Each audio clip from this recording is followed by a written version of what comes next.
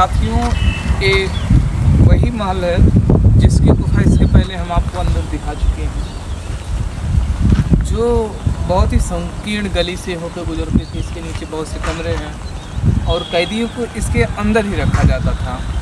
राजा के शासन के अंतर्गत जो भी अपराध करता था, जो भी राजा के कार्यों में हस्तक्षेप करता था, उसको सज़ा भी राजा सुनाया करते थे। और अब तो यह बहुत ठीक ठाक हो गया, नहीं तो बहुत डरावना स्थल था ये।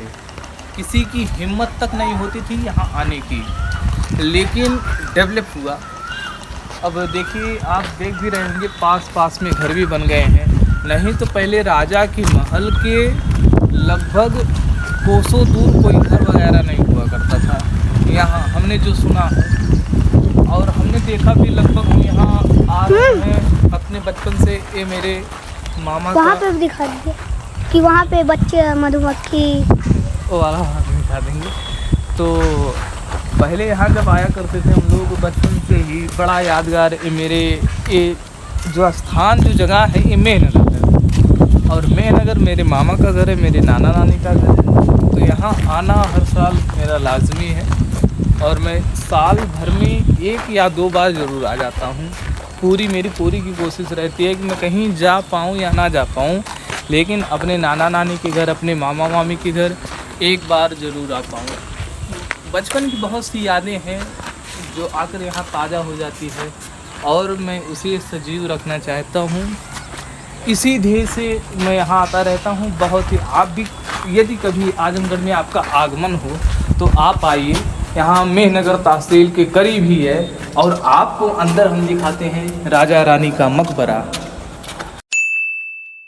जो सामने 3 बने हुए हैं मकबरे, 4 मकबरे हैं, लेकिन ये 3 मकबरे जो है, एक राजा का है, दूसरा रानी का है और तीसरा उनके बेटे। ये जो सबसे छोटा वाला, सबसे आगे जो रखा एक मकबरा बना हुआ है, इनके बेटे का है।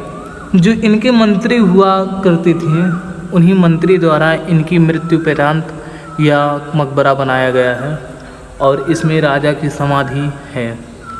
मान्यता है कि राजा आज भी यहाँ विचलित करते हैं।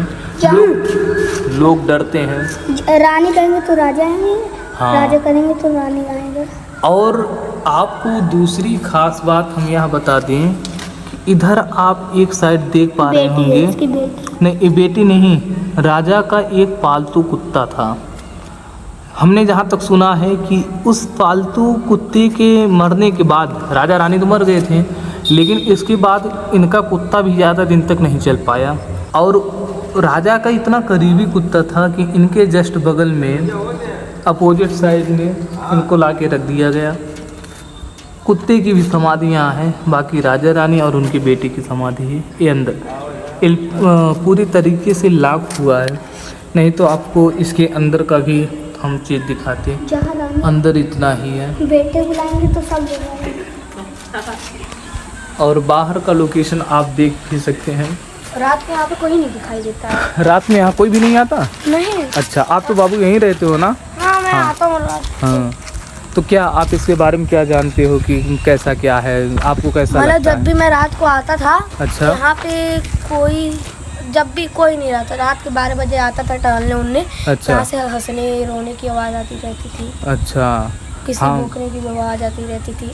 हाँ, मैंने भी ऐसा सुना हुआ। एक बार हम भी साथ में आ रहे थे तो रात में कुछ आवाज़ मुझे भी सुनाई, बड़ी डरावनी आवाज़ आई। अब कहाँ से आई मुझे ये भी नहीं पता, लेकिन इसी साइड से कहीं से कहते हैं कि सब लोग इसके छत पे जो भी जाता है कभी वापस लौट के नहीं आया है। अच्छा अच्छा, ऐसी भी मान्यता है। तो ये मान्यता दरअसल हकीकत है, इसको हमने भी महसूस किया हुआ है और हमारे साथी भी महसूस किए हुए हैं।